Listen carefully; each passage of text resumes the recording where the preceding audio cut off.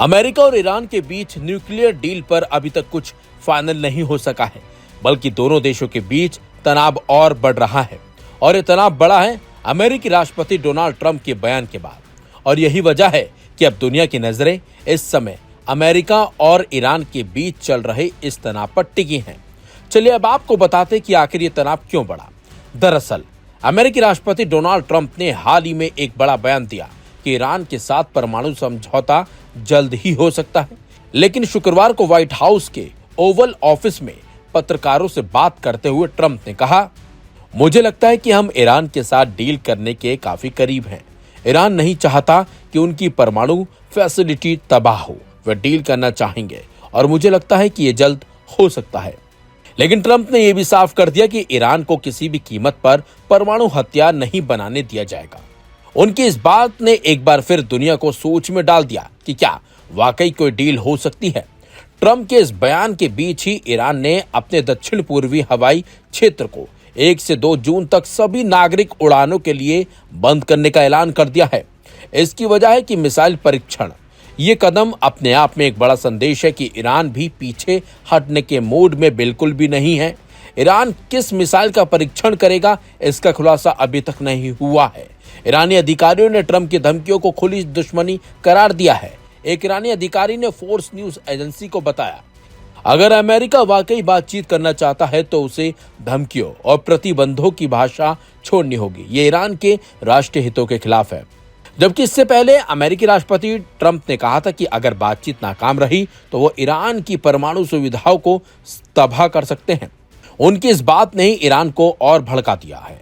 Iran की ओर से missile test ऐसे समय में किया जा रहा है जब हिंद महासागर में डिएगो गार्सिया द्वीप पर अमेरिका ने अपनी सैन्य तैनाती बढ़ा दी है। ये द्वीप एक रणनीतिक सैन्य अड्डा है जहां से अमेरिका मिडिल ईस्ट पर नजर रखता है। यह अमेरिका ने बॉम्बर और F-15 फाइटर जेट्स तैनात किए हैं।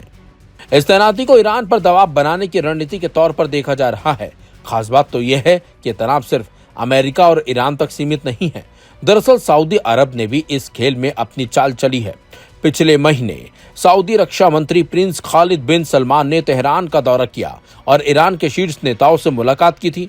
रिपोर्ट्स के मुताबिक उनके साथ सऊदी किंग सलमान का एक गोपनीय संदेश था जिसमें ईरान को चेतावनी दी गई थी कि ट्रंप की बातचीत की पेशकश को गंभीरता से लें, वरना इजराइल के साथ युद्ध का खतरा बढ़ सकता है। लेकिन जिस तरीके से ईरान ने अपने एयरबेस को बंद किया है और मिसाइल परीक्षण की बात की है, उससे कहीं ना कहीं दुनिया अब ये सोच रही है कि ईरान क्या कुछ बड़ा करने वाला है अमेरिका के खिलाफ। ये भी अब देखना होगा।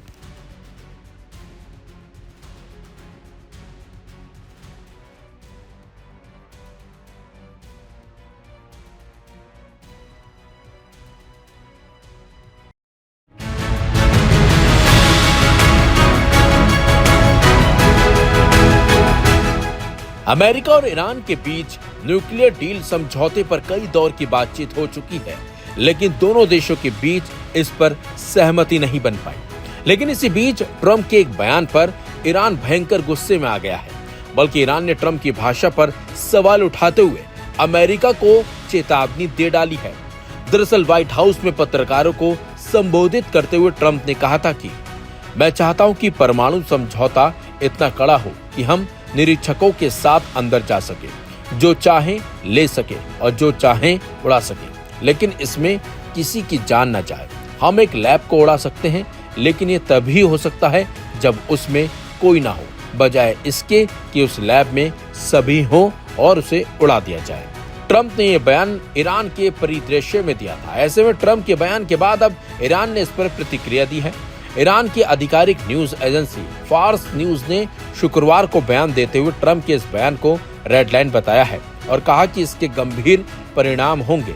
एक ईरानी अधिकारी ने कहा, अगर अमेरिका कूटनीतिक समाधान चाहता है तो उसे धमकियों की और प्रतिबंधों वाली भाषा छोड़नी होगी। इस तरह की धमकियां ईरान के राष्ट्रीय हितों के लिए खुली दुश्मनी की तरह हैं। डोनाल्ड ट्रंप इस तरह की चेतावनी पहले भी दे चुके हैं कि अगर वार्ता फेल हो गई तो अमेरिका ईरान के परमाणु ठिकानों पर बमबारी कर सकता है। ये दशकों से चले आ रहे ईरान के परमाणु कार्यक्रम को लेकर विवाद का हिस्सा रहा भी है। हालांकि शुक्रवार को डोनाल्ड ट्रंप ने ये भी कहा कि भविष्य में ईरान के साथ परमाणु समझौता संभव है।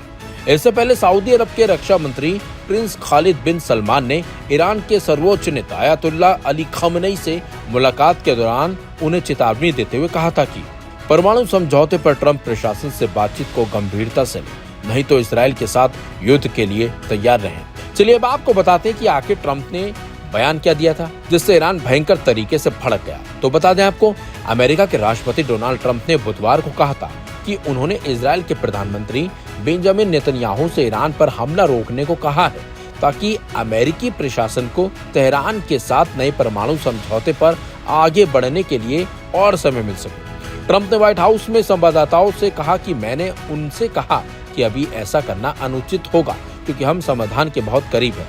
बुधवार को ट्रंप की टिप्पणी ऐसे समय में आई थी जब संयुक्त राष्ट्र की परमाणु निगरानी संस्था के प्रमुख ने कहा कि ईरान के तेजी से बढ़ते परमाणु कार्यक्रम को लेकर ईरान और अमेरिका के बीच बातचीत पर अभी कोई फैसला नहीं हुआ है। लेकिन अब ट्रंप के बयान के बाद ईरान जिस तरीके से बयान देता नजर आया, उससे तो साफ है कि ईरान ट्रंप की हाँ में हाँ मिलाने के लिए बिल्कुल भी तरह से तैयार नहीं है। अब ऐसे में देखना होगा कि ट्रंप ईरान के अब इस बयान पर क्या बैकफायर करते हैं।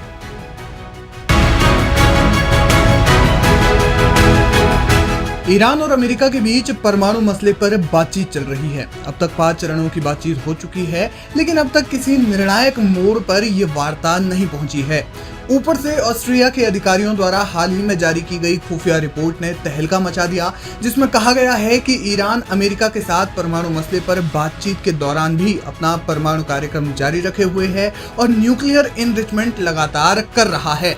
लेकिन इसी बीच सऊदी अरब ने ईरान को नई चेतावनी जारी कर दी है, जिसमें उन्होंने अमेरिका के साथ समझौता करने को कहा है। जी हाँ, सऊदी अरब के रक्षा मंत्री प्रिंस खालिद बिन सलमान ने ईरान के अधिकारियों को एक संदेश में कहा कि राष्ट्रपति डोनाल्ड ट्रंप के परमाणु समझौते पर बातचीत करने के प्रस्ताव को गंभीरता से लें, क्योंकि ये इसराइल के साथ युद्ध के जोखिम से बचने का एक तरीका प्रस्तुत करता है। तेहरान में बैठक के दौरान प्रिंस खालिद ने वरिष्ठ ईरानी अधिकारियों से कहा कि ट्रंप की टीम जल्दी से जल्दी एक समझौते पर पहुंचना चाहती है और अगर बात नहीं बनती है तो डिप्लोमेटिक रास्ता बंद हो जाएगा। उन्होंने तर्क दिया कि क्षेत्र पहले से ही गजा और लेबनान के हाल के संघर्षों से प्रभावित हुआ है और अगर तनाव बढ़ा तो हालात और ज्यादा खराब हो जाएंगे। उन्होंने कहा कि इलाका फिलहाल तनाव में और वृद्धि को बर्दाश्त नहीं कर सकता। दरअसल ईरान और सऊदी अरब के बीच रिश्ते अच्छे नहीं हैं।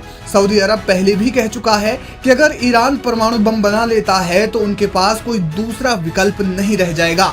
यही वजह है कि इलाके में आगे की अस्थिरता की संभावना से चिंतित सऊदी अरब के 89 वर्षीय राजा सलमान बिन अब्दुल अजीज ने अपने बेटे प्रिंस खालिद बिन सलमान को ईरान के सर्वोच्च नेता अयातुल्ला अली खamenei को मुलाकात करने के लिए एक चेतावनी के साथ भेजा। मीडिया रिपोर्ट्स के मुताबिक 17 अप्रैल को हुई ये बैठक तेहरान में राष्ट्रपति भवन में बंद कमरे में हुई और इसमें ईरानी राष्ट्रपति मसूद पेजेश्कियान, सशस्त्र बलों के chief of staff Mohammad Bagheri और विदेश मंत्री अब्बास अरागची मौजूद थे। इस बैठक में क्या बातचीत हुई उस बारे में कोई जानकारी पहले सामने नहीं आई, लेकिन अब इस बैठक की परतें खुल रही हैं। हाल ही में अमेरिकी राष्ट्रपति डोनाल्ड ट्रंप ने अप्रत्याशित रूप से एक सप्ताह पहले घोषणा की कि प्रतिबंधों में राहत के बदले में ईरान के परमाणु कार्यक्रम पर अंकुश लगाने के उद्देश्य से तेहरान के साथ सीधी बातचीत हो रही है। अब देखना ये होगा कि ईरान आगे क्या कदम उठाता है।